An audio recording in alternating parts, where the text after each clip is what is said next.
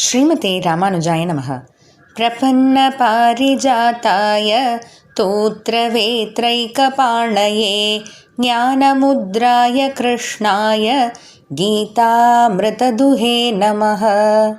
நாள்தோறும் பகவத்கீதையில் நம்ம 7வது அத்தியாயமான ஞான விஞ்ஞான யோகம் அப்படின்ற அந்த அத்தியாயத்தை பார்த்துட்டு வரோம். இதில் 3 ஸ்லோகங்கள் வரைக்கும் பார்த்தாச்சு. அடுத்தடுத்த ஸ்லோகங்கள் நம்ம தொடரத்துக்கு முன்னாடி தத்துவங்கள்னால் என்ன, இந்த 24 தத்துவங்கள்ன்றது என்ன அப்படின்ற அந்த விரிவானதை நம்ம பார்த்தோம். அதாவது மூல பிரகிருதி அப்படின்றதுலேருந்து தான் மகான் அது மாறி அகங்காரமாகுது. அந்த அகங்காரமே 3ஆக பிரியுது. சாத்விக அகங்காரம், ராஜச அகங்காரம், தாமச அகங்காரம். சாத்விக அகங்காரம் மேலும் கர்மேந்திரியங்கள் 5ஆவும் ஞானேந்திரியங்கள் 5ஆவும் பிரியுது.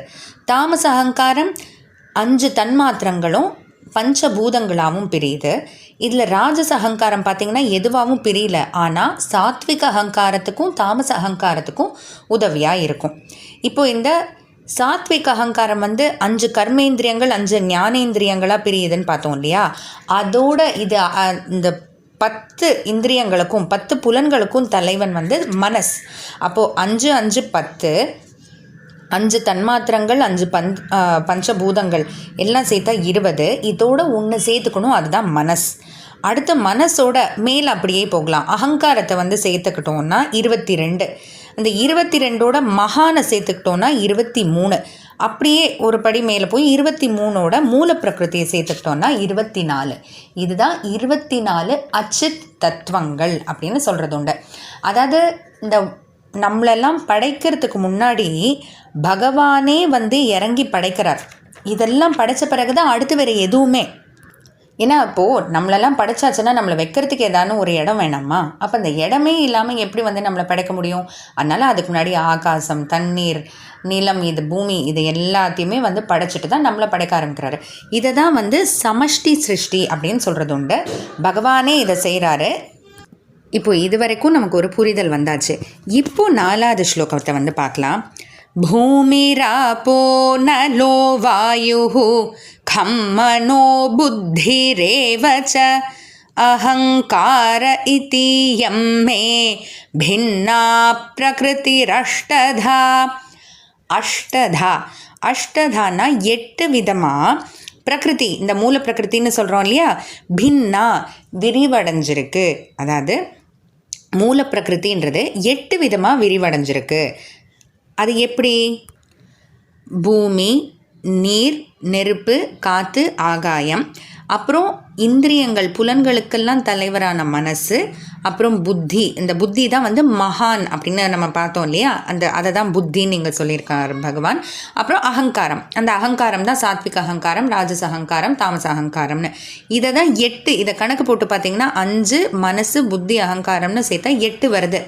இந்த மூல பிரகிருதி இந்த 8 பிரியுதுன்னு 8 ஒரு உதாகரணமாக பகவான் கொடுத்துருக்காரு. அடுத்து இன்னும் அடுத்தடுத்து பிரிவுகள் இருக்கு இல்லையா, அதனால் இது ஒரு உதாகரணத்துக்காக இந்த 8 எடுத்து சொல்கிறாரு. இயம் மே, அதாவது பூமி ராப்போ நலோ வாயு கம் மனோ அப்படின்னு சொல்கிறாங்களா. பூமிஹின்னா பூமி, மண். ஆபக அப்படின்னா தண்ணீர். அப்புறம் அனலக அப்படின்னா நெருப்பு. வாயுஹு காற்று. கம் அப்படின்னா ஆகாயம். மனோ புத்தி ரேவச்ச, மனக அப்படின்னா மனசு. புத்தி அப்படின்றது தான் மகான். அகங்கார இதியம் மே, அகங்காரம்ன்றது தான் அகங்காரம் 3ஆக பிரியுது. இயம் மே, இது எல்லாமே என்னுடையது அப்படின்றத தெரிஞ்சுக்கோ அர்ஜுனா அப்படின்ட்டு பகவான் சொல்கிறாரு. அதாவது இந்த 24 இந்த மூல பிரகிருதின்றது மகானா மாதிரி, மகான் அகங்காரமாகி அப்புறம் பிரிவு, எக்கச்சக்க பிரிவுகள் இருக்கு இல்லையா, 5 5 5 5ன்னு. இது எல்லாமே என்னுடையது, இது எல்லாமே என்னுடையதுன்றதை புரிஞ்சுக்கோ அப்படின்றத பகவான் சொல்கிறாரு. இப்போ பகவான் இந்த இடத்துல இதை எதுக்கு சொல்லணும் அப்படின்னா, பக்தி யோகம் 7வது அத்தியாயத்துலேருந்து ஆரம்பிக்குது அப்படின்றத நம்ம பார்த்தோம். பக்தி யார் மேலே? பகவான் மேலே. அப்போ பகவானை பற்றி என்னன்னு தெரிஞ்சாதானே அவர் மேலே பக்தி வரும். எப்படிப்பட்டவர்? இது எல்லாத்துக்குமே பகவான் தான் காரணமா? பகவான் தான் இதை எல்லாத்தையுமே படைக்கிறாரா? அது அனைத்தும் பகவானுடையதா அப்படின்றதுலாம் தெரிய தானே நமக்கு ஒரு பெருமிதத்தோடு இருக்கக்கூடியவரா பகவான், இவ்வளோ பெருமைகள் உள்ளவரா அப்படின்னு பார்த்து அவர் மேலே பக்தி நம்ம பக்தி யோகம் பக்கம் போவோம் இல்லையா? அதனால் நம்ம யார் மேலே பக்தி செய்கிறோமோ அவங்கள பற்றி முதல்ல தெரிஞ்சுக்கணுன்றதுக்காக பகவான் தன்னை பற்றியே எடுத்து சொல்லிகிட்ருக்காரு. தொடர்ந்து வேறு என்னெல்லாம் பகவான் பற்றின்றதை நம்மளும் தெரிஞ்சுக்கலாம். ஜெய் ஸ்ரீ கிருஷ்ணா.